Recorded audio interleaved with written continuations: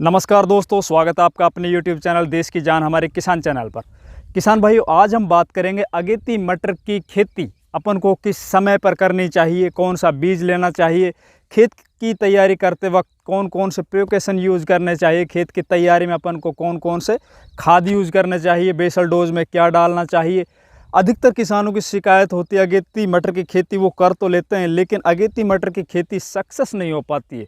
किसान अक्सर फेलियर हो जाते हैं उसमें, क्योंकि उनमें एक बीमारी आती है जिससे पौधा है वो एकदम पीला पीला खड़ा हो जाता है और वो ख़त्म हो जाता है। तो ये आखिर क्यों आती है? अपन शुरुआत में जब बुआई करते हैं उस टाइम पे कौन सी सावधानियां रखें जिससे अगेती मटर की खेती को करने के बाद हम बहुत अच्छा उत्पादन ले सकें। और आप लोगों को पता है अगेती मटर के जो बाज़ार भाव होते हैं वो लगभग 50 रुपये से 80 रुपये किलो के बीच में मिलते हैं और बहुत ही अच्छे रुपये इसमें कमाए जा सकते हैं। तो दोस्तों, आज की वीडियो में मैं आज आप लोगों को अगेती मटर की खेती अपन किस तरह से करें, कौन सा बीज सेलेक्शन करें, ये सब जानकारियाँ पॉइंट टू पॉइंट सभी एकदम सटीक जानकारियाँ दूंगा। निवेदन है आप लोगों से वीडियो को स्किप ना करें, वीडियो पर कंटिन्यू बने रहें, क्योंकि एक भी इन्फॉर्मेशन अगर आप लोगों से छूट गई वहीं पे समझ लीजिए आपका उत्पादन है वो प्रभावित निश्चित तौर पे होगा। तो नमस्कार दोस्तों, मैं इंद्रपाल यादव स्वागत करता हूँ आपका अपने यूट्यूब चैनल देश की जान हमारे किसान चैनल पर। दोस्तों, बात करते हैं पहले पॉइंट की, मटर की अगेती फसल कब लगाएं, किस महीने में लगाएं। तो दोस्तों, 20 सितंबर से और 10 अक्टूबर के बीच में आप अगेती मटर की फसल अपने खेतों में लगा सकते हो। ये सही समय होता है। अक्सर किसान क्या करते हैं, ज़्यादा भाव लेने के चक्कर में कुछ किसान तो अगस्त महीने के आखिरी वीक में बुआई स्टार्ट कर देते हैं, कुछ है वो सितंबर के फर्स्ट वीक में बुआई स्टार्ट कर देते हैं। ज़्यादा गर्मी होने के कारण पौधा है वो ग्रोथ नहीं कर पाता है और वो पीला पीला होकर एक जगह खड़ा हो जाता है। कई दफ़ा अपन देखते हैं समय से पहले किसान अगर फसल को लगा देते हैं तो वो पूरी की पूरी फसल है बिल्कुल उसमें से कुछ भी उत्पादन नहीं ले पाते हैं। तो सही समय दोस्तों, अगर आपका खेत बिल्कुल अच्छे से तैयार है, उसमें उर्वरा शक्ति अच्छी है, तो आप 20 सितंबर से स्टार्ट कर सकते हैं। अब बात करते हैं दोस्तों, बुआई करने से पहले ज़मीन कौन सी होनी चाहिए। तो दोस्तों, दोमट मिट्टी मटर फसल में सबसे ज़्यादा उत्पादन देने में सहायक होती है। तो दोमट मिट्टी में जिसका पीएच मान 6.5 से 7.5 हो। अगली बात करते हैं उसमें कौन कौन से बेसल डोज में फर्टिलाइज़र यूज़ करने हैं या देसी खाद यूज़ करना है। तो दोस्तों, अगर आप लोगों के पास देसी खाद या वर्मी कंपोस्ट या फिर इसी तरह से कोई भी ऑर्गेनिक मैन्योर हो तो आप सबसे पहले अपने खेतों में उसको डालिए और अच्छे से उसको फैलाकर खेत की जुताई कर दीजिए। खेत की जुताई बहुत अच्छे से करनी है, 2-3 बार आप खेत की जुताई कर लीजिए बुआई से पहले। अगर आपके पास देसी खाद की व्यवस्था नहीं है या देसी खाद आपने कम डाला है तो मैं आप लोगों को अब रासायनिक खादों के बारे में बता रहा हूँ कि कौन कौन से रासायनिक खादों की आवश्यकता आप लोगों को इसमें पड़ेगी। तो आप इसमें सिंगल सुपर फास्फेट 50 से 60 किलो पर एकड़ के हिसाब से यूज़ कर सकते हो। साथ में आप DAP 30 से 35 किलो पर एकड़ के हिसाब से यूज़ करो। अब बात करते हैं दोस्तों पोटास की। तो इसमें म्यूरेट ऑफ पोटास 30 किलो पर एकड़ के हिसाब से यूज़ कीजिए। 5 किलो सल्फ़र पर एकड़ के हिसाब से यूज़ कीजिए। साथ ही साथ दोस्तों यूरिया इसमें बहुत कम आवश्यकता पड़ती है, क्योंकि इनकी जड़ों में राइजोबियम गांठें पाई जाती है। ये प्रकृति से अपने क्लाइमेट से, अपने वातावरण से खुद ब खुद पौधा यूरिया बना लेता है।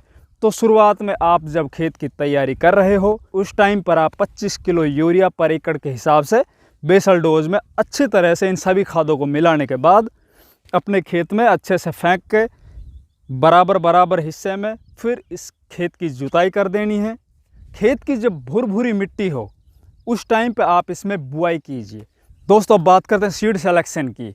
तो सीड सेलेक्शन बहुत महत्वपूर्ण होता है किसी भी फसल में। अगर आप लोग सही बीज का चुनाव करते हो तो आपका आधा काम है वो हो चुका होता है। तो दोस्तों, जो पिछले 2-3 सालों से अगर मैं अपनी बात बताऊं, जो बीज मैं खुद अपने खेतों में लगा रहा हूं, तो वो एडवांटा कंपनी का GS10 नाम से एक बीज आता है, आप वो ले सकते हो। या फिर आप AP3 पेंसिल मटर वो भी लगा सकते हो। बाकी आप अपने एरिया में जो किसान मटर की खेती करते हैं उनसे संपर्क कीजिए, आप अपने कृषि विभाग से संपर्क कीजिए, हमारे एरिया में सबसे अच्छा उत्पादन कौन सी वैरायटी देती है, तो आप वो वैरायटी चूज कीजिए। उसके दोस्तों बीज मात्रा की बात करें तो बीज मात्रा इसमें कुछ हमें ज़्यादा रखनी पड़ेगी, क्योंकि अगेती फसल है। अगेती फसल के अंदर पौधा है ज़्यादा फैलाव करेगा नहीं, इसलिए इसके अंदर पर एकड़ के हिसाब से अगर आप लोगों को बताऊं तो 40 से 45 किलो पर एकड़ बीज की आवश्यकता पड़ेगी। अब बात आती है दोस्तों एक और महत्वपूर्ण टॉपिक की। अधिकतर हमने देखा होगा हम मटर की फसल लगा लेते हैं, लेकिन उनमें से बहुत से पौधे एक जगह पर खड़े हो जाते हैं, बिल्कुल उनका कलर है वो पीला हो जाता है, पौधा ग्रोथ नहीं करता है।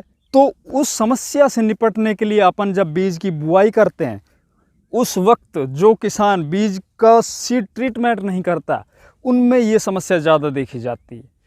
तो सबसे पहले आप बीज लाइए, उसके बाद आप फंजीसाइड, मैं आप लोगों को रेकमेंड करूंगा कार्बेंडिज्म 3 ग्राम पर किलो बीज के हिसाब से कार्बेंडिज्म से बीज को उपचारित कीजिए। बीज उपचारित करने का तरीका वही, अपने बीज को आप नीचे अच्छे से फर्श पर फैला लीजिए, उसके बाद उसमें कुछ पानी का छींटा मारिए। पानी का छींटा मारने के बाद 3 ग्राम पर किलो के हिसाब से कार्बेंडिज्म उस पर फैला दीजिए। फैलाने के बाद अच्छे से हाथों में आप दस्ताने ज़रूर पहन लीजिए और उनसे आप अच्छे से उनको मल के, जिससे कि जो कार्बेंडिज्म होता है वो बीज के ऊपर कोटिंग हो जाए।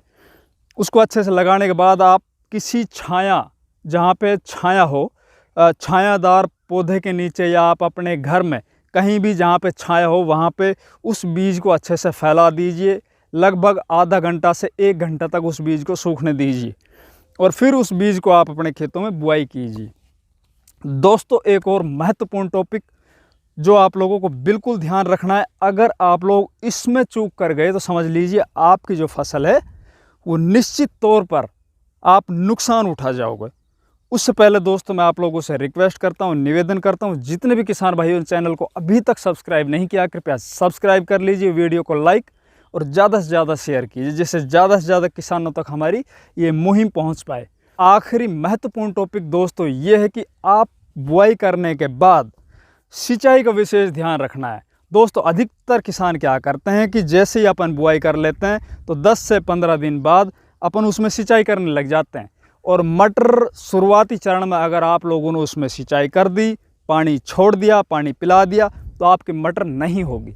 तो आप देख लीजिए जब तक पौधे के अंदर फ्लावरिंग स्टेज ना आ जाए तब तक आप उसमें सिंचाई मत कीजिए, और सिंचाई करते वक्त आप कोशिश कीजिए उसमें स्प्रिंकलर से सिंचाई कीजिए, बिल्कुल हल्की सिंचाई कीजिए, क्योंकि मटर के पौधे को बहुत थोड़े पानी की आवश्यकता होती है। जब पौधा अच्छे से फलने लग जाए, उसमें फलियां आ जाए, उस वक्त सिंचाई की आवश्यकता पड़ती है। दोस्तों आगे जितनी भी मटर के अंदर जो भी ज़रूरत पड़ेगी, कोई भी इंसेक्टिसाइड यूज़ करना है, कोई फर्टिलाइज़र यूज़ करना है, कोई भी NPK यूज़ करना है, मैं आप लोगों को समय समय पर वीडियो देता रहूँगा। वीडियो अच्छी लगे तो लाइक कीजिए। धन्यवाद।